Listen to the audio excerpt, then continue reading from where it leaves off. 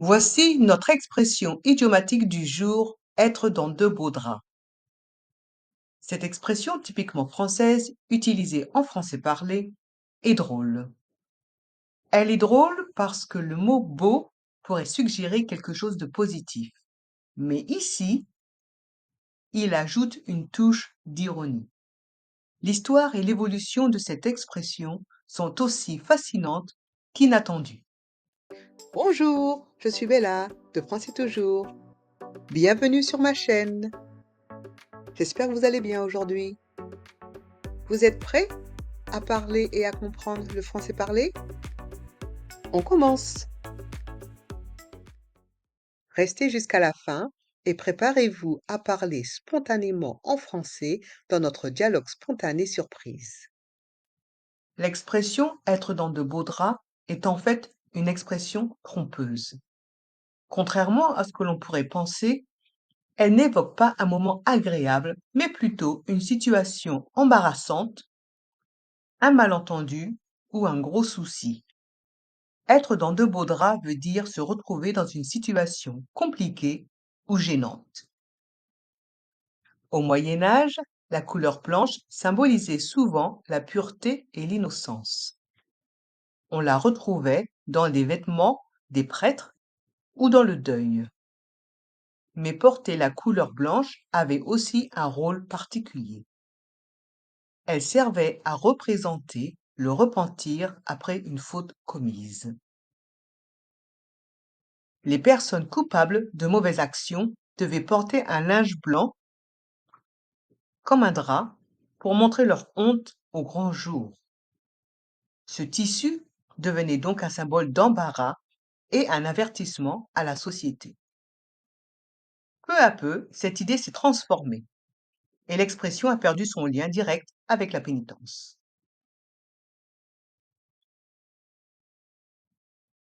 Depuis le Moyen Âge, les étoffes occupaient une place essentielle, témoignant du rang social et jouant un rôle majeur dans l'économie, tandis que les beaux draps, symboles de luxe et de prestige, étaient réservés aux classes aisées et aux événements remarquables. Les couches populaires portaient des tissus plus sombres et résistants, adaptés aux rigueurs du travail quotidien. La couleur et la qualité des étoffes ne relevaient pas seulement de l'esthétique, mais traduisaient directement la position sociale de chacun. Au XVIIe siècle, l'expression, souvent employée avec une touche d'ironie, continuait d'exister tout en évoluant dans la langue. Peu à peu, elle a pris le sens que nous lui connaissons aujourd'hui, celui d'évoquer une situation délicate. Ce changement de sens joue sur un contraste assez amusant. D'un côté, l'expression évoque quelque chose d'élégant et enviable, et de l'autre, elle cache une situation bien moins reluisante.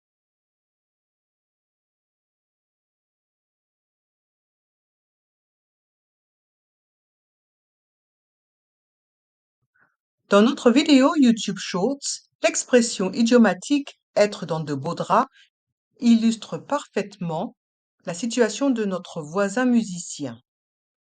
Ce dernier, pensant offrir un concert improvisé à tout l'immeuble, s'est rapidement retrouvé au cœur d'un conflit avec plaintes et disputes avec ses voisins. Voici 10 expressions similaires en français parlé qui évoquent des situations délicates ou embarrassantes comme être dans de beaux draps. Vous pouvez répéter après moi.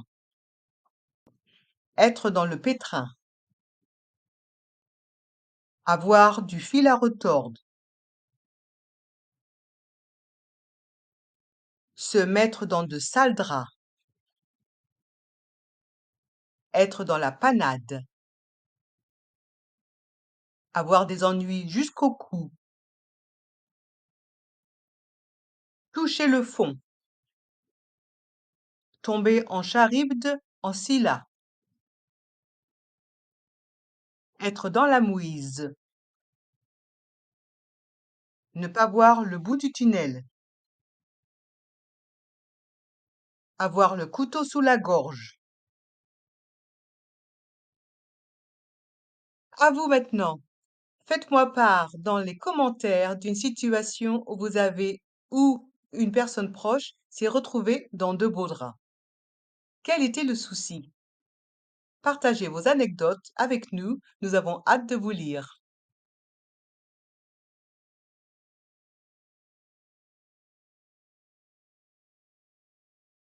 L'expression être dans de beaux draps est utilisée partout par tout le monde, y compris dans les journaux, les livres, les films, les séries et même dans la littérature moderne. Son côté imagé et sa simplicité en font un outil parfait pour attirer l'attention. Mais ce n'est pas tout. Utiliser cette expression montre aussi une certaine connaissance de la culture française. Cela prouve qu'on maîtrise bien le langage et les subtilités de la langue, ce qui crée un vrai lien culturel. En résumé, l'expression idiomatique être dans de beaux draps illustre avec ironie le fait de se retrouver dans une situation délicate ou embarrassante, bien loin de l'élégance que les beaux draps suggèrent à première vue. Elle souligne le contraste entre l'apparence flatteuse des mots et la réalité bien moins enviable qu'ils décrivent. Êtes-vous prêt à parler français spontanément? Oui? Alors on commence. Dialogue spontané. Les congés payés. Parler en français seulement. Scène 1. Le message fatidique. Salut, petite mise à jour sur tes vacances. Cette année, tu n'as que 10 jours au lieu de 20. Désolé, décision de la boîte.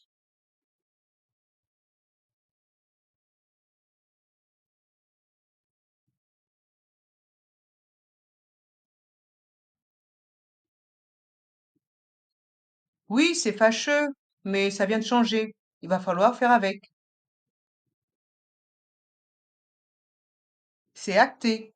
Bonne journée. Scène 2. Le retour de flamme. Expliquez-moi pourquoi cet employé a été informé qu'il perdait 10 jours de congé, alors que rien de tel n'a été décidé.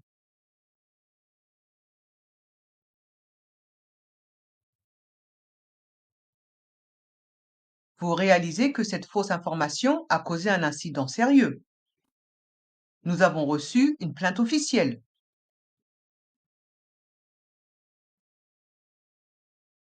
C'est inacceptable. Nous ne tolérons pas ce genre de décision arbitraire. Votre contrat s'arrête ici. J'espère que ce dialogue vous a aidé à parler en français spontanément. N'oubliez pas à pratiquer à parler français spontanément chaque semaine avec mes YouTube Shorts. À vous maintenant. Faites-moi part dans les commentaires d'une situation où vous avez ou une personne proche s'est retrouvée dans de beaux draps. Quel était le souci? Partagez vos anecdotes avec nous, nous avons hâte de vous lire.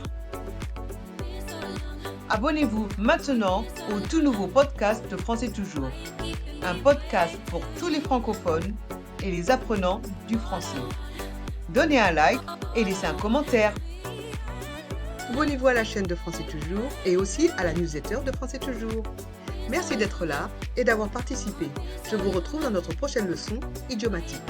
À plus! Si vous souhaitez parler français spontanément, pratiquez avec cette vidéo.